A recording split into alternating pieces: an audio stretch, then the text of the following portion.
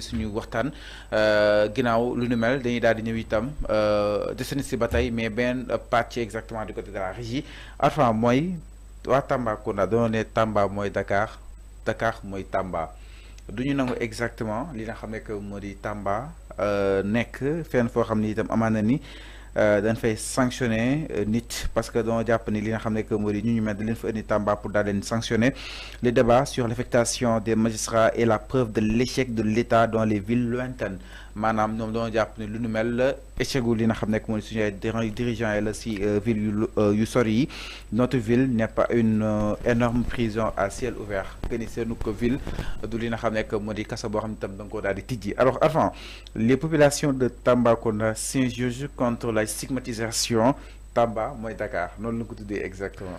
xam nga boo nee les populations de Tamba j'aimerais savoir qui manifeste parce que bu dee ay journal ñooy bind ñan ñoo nekk ces journaux là est-ce que tu as vu la population de Tamba ñu wàcc ci mbedd bi pour dénoncer ça il faut arrêter de faire du populisme. Non, soyons sérieux. Okay. Il faut que les gens arrêtent la manipulation. Qui affectation bu ñu affecter ces magistrats là à Tamba. Ils veulent en faire une affaire politique. Non, fallu ma ñëw ci loolu. Tamba c'est une région du Sénégal. C'est une ville du Sénégal. Kédougou c'est une ville du Sénégal. Ci Sénégal lañu bokk. Gis nga man li ma gëm xam nga la laa gëm. Affectation yi affecté ces magistrats là pour wane leen ni que vous méritez d'être affecté dans toute l'étendue du territoire. Okay. Que ça soit Tamba, que ça soit Ziguinchor. Mais ci Sénégal lañu bokk. Il faut pas que yow tu es magistrat nga ne non man duma dem Tamba. Wala tu es fonctionnaire nga ne non man waruma dem Tamba waruma dem Kédougou man Dakar fii laay des parce que booy Ndakaaru la Dakar laa xam mais c'est faux alors que tu es fonctionnaire. Non man je suis pas d'accord pour ça ma ne képp kuy liggéey ci administration publique administration Sénégal tu mérites d'être affecté partout où l'État veut nga dem loolu du sanction déedéet loolu du sanction. Man musuma ko jàppee ni sanction parce que Tamba ci Sénégal la bokk Kédougou ci Sénégal la bokk Ziguinchor Kidira Linguère Matam yëpp ci Sénégal la ñu bokk donte ay points yu sori mais ci Sénégal la ñu bokk. Alors donc il faut arrêter de dire que non dañoo sanctionner diw au contraire am na ay magistrats yu ñuy jox ay promotion jóge ci juge d'instruction wala jóge juge deuxième cabinet yóbbu la ci avocat général de la cour de grande instance de Tambacounda moom Mamadou Seck lan la woon fii ci Ndakaaru juge d'instruction lan lañ ko jox à kii au tribunal de Tambacounda en tout cas déedéet dañ ko def promotion avocat général la avocat général de l'État. Mais enfin, le problème avec la région concrètement. Mais voilà la question. Là, le problème avec la région. C'est ça la question. Yo Dakar le bëgg. Tous les gens aimeraient être à Dakar. Bëgguñu dem Tamba, bëgguñu dem Matam, bëgguñu dem Ourossogui, bëgguñu dem Kédougou, bëgguñu dem Ziguinchor. Amana sañ ñu bari sa peut-être ils préfèrent d'être affectés à Ziguinchor que Tamba. D'accord. Mais pourquoi ça? Pourquoi ça? Ngay dénigrer yeneen région mel ni bokkuñu Sénégal loolu discrimination la loolu mooy discrimination. Ngay discriminer yeneen région au détriment de Dakar parce que Dakar c'est la capitale. Tu veux pas aller à Kédougou, d'accord nga ne non foofu dafay sori su ma bëggee ñëw Dakar foog ma kii na def des heures wala def ñaari fan non bëgguma dem Tamba parce que Tamba non mais attends. Est-ce que tu es né pour être à Dakar seulement am na ñoo xam ne gis nga ñi taxaw di naan bëgguma dem fii boo xoolee sax la majorité ils sont pas nés à Dakar dëkkuñu Dakar seen cosaan du Dakar cosaanewuñu Dakar ci dëkk kaw yi dëkk taay yi li ñu jógee ñooy fii bëgg a nekk non mais il faut arrêter Fallou mel ni benn Arfan bu jógee fële Matam man nii ma ñëw nekk Ndakaaru nekk fi yaa ngi fi lool am fi kër wala leneen ma ne non man léegi waa Dakar laa buñ ma bëggee affecté fu ma dëkk foofu Matam ma ne non du ma dem Matam parce que dafa sori da nga bañ li nga doon loolu mooy da nga bañ li nga doon.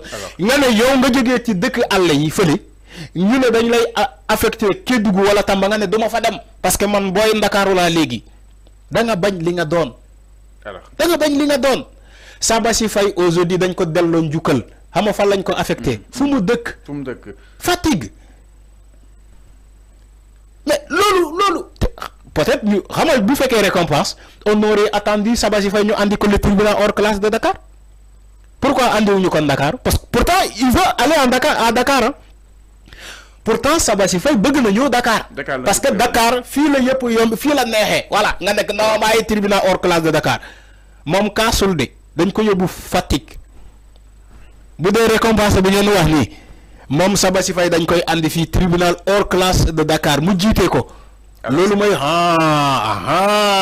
foofu ngay waxee nag récompense. Alors c'est clair ñu mais koo xam te dañ la jëlee Ziguinchor yóbbu la ci beneen région Fatick léegi ana récompense bi. alors ñu deseen si ba tey li nga xam ne que moo di justement l'appellation bu Tambacounda ñi ngi insurgé par rapport ak wàllu bu nu mel Olivier Boucal moom mi jàpp ni que le problème est toujours mal posé fii Sénégal au lieu de voir une punition moi je pense que les régions doivent être traitées d'égale dignité. Non mais c'est comme ça. Alors il faut qu'on évite surtout de stigmatiser des zones. Si l'on arrive à certains conflits dans beaucoup de régions, c'est parce qu'on a toujours considéré certaines périphéries comme des zones qui n'appartiennent pas à l'État. Ñoom jàpp nañ zone yëpp nag état bi ñoo ko daal di moom et que jamono ji il faut ñu gën a respecter li nga xam ne moo di la population de Tamba comme population comme ñu dëkk fépp parce que Sénégal leen daal di bokk ñoom jàpp nañ nag ñen fa yóbbu ñen fexe ba daal di servir li nga xam ne itam moom la état du Sénégal daal di xaas ñoom daal di élaborer dina xam ne que moo di jafe-jafe daal si indi ay solution fexe itam ba Tamba am fa ay magistrats yu renom parce que moom nee na les Tamba Kondois n'ont pas besoin de ces grands magistrats de renom affectés dans cette partie du sud-est est une manière de faire bénéficier à des Sénégalais de l'expertise de ces gens-là. Alors noonu la ko ki nga xam ne que moo di Olivier Boucal daal di jàppee mu nekk le ministre de la fonction publique et de la réforme du service public mu nekkoon ganu ko li nga xam ne que moo di grand jury bu RFM ki nga xam ne que moo di Olivier ñëwaat na si nu mu gën a yaatoo si affectation yi nga xam ni itam ñu ngi koy nemmeeku. Alors ginnaaw loolu dañuy daal di ñëw itam si leneen avant le conseil supérieur de la magistrature ginnaaw ba ko Diomaye daal di changé UMS et tant d'autres avant ñoom ñi ngi déplorer benn mbir par rapport ak li nga xam ne que moo di li am si affectation yi UMS ñi ngi déplorer une purge affectation bu Maham Diallo Mamadou Seck ak ki nga xam ne que moo di Abdou Karim Diop le président bu Union des magistrats bu Sénégal comme on a eu à le dire dans nos précédentes sorties nous exhortons nos collègues qui siègent au conseil à jouer pleinement leur rôle et à veiller à qu'aucun magistrat ne soit affecté à la suite d'une décision rendue. naka daal di jàngatee li nga xam ne que moo di cette position bi nga xam ne itam UMS taxaw nañ ko ñuy déplorer benn purge par rapport ak cette affectation de Maham Diallo Mamadou Seck Abdou Karim Diop si diwaanu Tambacounda. du UMS nga wax kon purge bu baax la UMS loolu la wax. purge bu baax la oui purge bu baax la. mu ngi koy déplorer. Où était UMS quand ces juges-là rendaient une décision qui n'est pas favorable au peuple jógee ci corruption à la jeunesse comment dire jógee ci crime ak menace de mort nga ñëw ci corruption à la jeunesse où était UMS pour dire ces magistrats là li ngeen def nii du yoon où était UMS où était UMS nit ñi bu ñuy déclarer ni que il y a des magistrats ñu lay mandat de dépôt ba pare ñu ne la les ordres viennent d'en haut ñoom dëgguñu kàllaama yooyu UMS où était UMS pour condamner ces magistrats là. Donc bu fekkee affectation bi purge la ci ñoom kon purge bu baax la bale bi jaar na fa ñu ñoo ne président na bale bi jaar ba pare eau de javel bi topp si ginnaaw bale bi di fobeere jubante bi dafa war a dugg ci seen secteur UMS magistrat yi parce que magistrat yi ñuy affecté yëpp ils ont échoué nañ ko wax te dee loolu moo am. Que ça soit le procureur l'ancien procureur ça laa koy wax léegi Abdou Karim Diop il a échoué nañ ko wax te dee loolu moo am que ça soit Omar Maham Diallo il a échoué man xam nga la laa gëm Si nous sommes dans un état sérieux, ils seront jugés comme leur père. Ils seront jugés. Ah bon? Oui. Ñaata Sénégalais ñoo perdre seen bakkan ci les manifestations là. Ils devaient être jugés. Mais ñoom dañuy jàpp ñoo indi leen arfan ñëw def li. Dama ne si on était dans un état sérieux aux États-Unis ou quelque part dans le monde. duñ leen bàyyi ñu demee noonu. duñ leen bàyyi sa ñu demee noonu. Ils devaient être jugés yóbbu leen ci kanam yoon bu fekkee ñoom ñoo am dëgg ñu continuer seen liggéey bu fekkee am ñu dëgg ñu wàccee leen radier leen bu ñu nekkoon dans un état sérieux aller aux États-Unis ngeen gis ni ngeen juge un juge bu def ces conneries là ngeen xool ndax dinañ ko continuer di jox promotion. Au contraire Bassirou Diomaye Faye les a donné des promotions malgré lu ñuy def ñaawte fii ñuy def fii on a continué de donner des promotions. ñu affecté leen feneen les gens ñu am lu ñuy wax. mais juge Bakhoum dugal nañ ko frigo arfan. Bakhoum kenn dugalu ko frigo.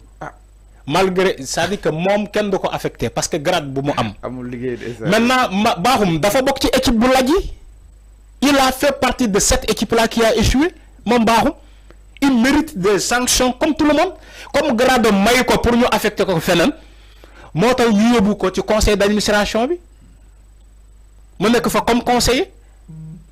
On est à monnaie du conseil d'administration de la justice. Donc, frigo. Au sein du ministère qui ministère de conseil d'administration du ministère de la justice.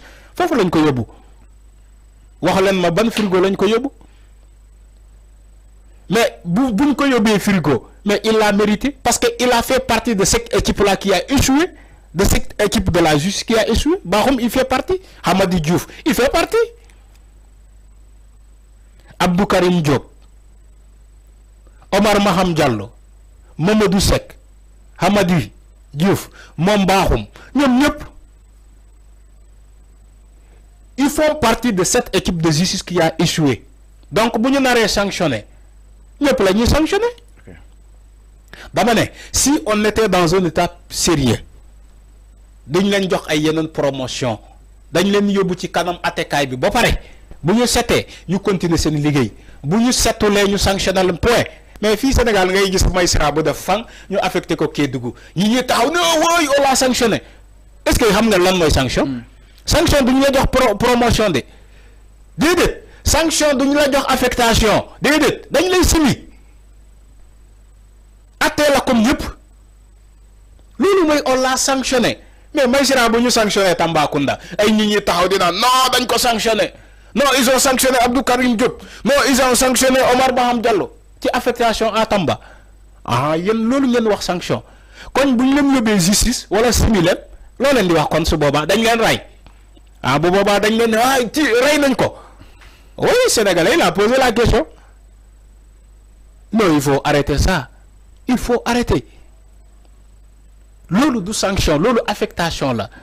Enseignants, ils dañ leen di affecté. Médecins, ils dañ leen di affecté. Comme ñëpp. Mais enfin, quand jëlee procureur de la République yóbbu la fële nga nekk fa li nga xam ne que moo di avocat je pense général. wala kon fii Maham Diallo moom Abdou Karim moo nekkoon chef Maham Diallo fële Maham Diallo mooy chef am loolu lépp nag arfan sanction la. loolu du sanction. déedéet loolu du sanction. ok ku nekk day mérité lu mu doon. alors mais taxawaay UMS. man dama jàpp ni que ñoom loolu la ñu mérité. ñu ñëw ba tey ci taxawaay UMS exactement beneen bi aussi ñoom nee neen au moment de délibérer ni le président de la République ni le garde des Sceaux ne sont présents aux côtés des magistrats, encore moins une tierce personne. Aucun magistrat ne peut se réfugier derrière un quelconque argument pour justifier un manque d'indépendance dans son office. N'est un moment beaucoup de délibérer Arfan, ni le président de la République, ni le garde des Sceaux, Ken Teofa. Ousmane Chimère Diouf m'a mis prévenir. UMS, fidèle à sa ligne de conduite, ne participera à aucune polémique sur la place publique, mais se chargera quand elle l'estimera nécessaire de rappeler certains principes. Alors, non l'on peut dire exactement qui est itam di ki nga xam nekk moo di coordinateur du Forum Civil di Birame Seck réagit exactement si compte Xam nee na ni l'exécutif ni le judiciaire ne devraient s'offusquer d'entendre dire que la justice est aux ordres de l'exécutif si ce dernier reste au sein du Conseil supérieur de la magistrature. Si une entente se dessine entre l'exécutif et le judiciaire, il est mieux de le dire au peuple exactement. Alors nee na su nekkee si toutefois judiciaire bi dafa bëgg ànd ak exécutif bi il est mieux de le dire au peuple afin parce que xel xalaatul ñuy dégg que ni judiciaire mi ngi melewu si biir li nga xam ne que exécutif mi ngi dugg si biir judiciaire. ñoom ñii di ko wax au moment du délibéré personne de l'exécutif n'était là-bas. xamoo leen ko. Au moment du délibéré. Il l'a précisé. Voilà, personne de l'exécutif n'était là-bas sur la salle là. Ñoom magistrat yi ñoo fa nekkoon.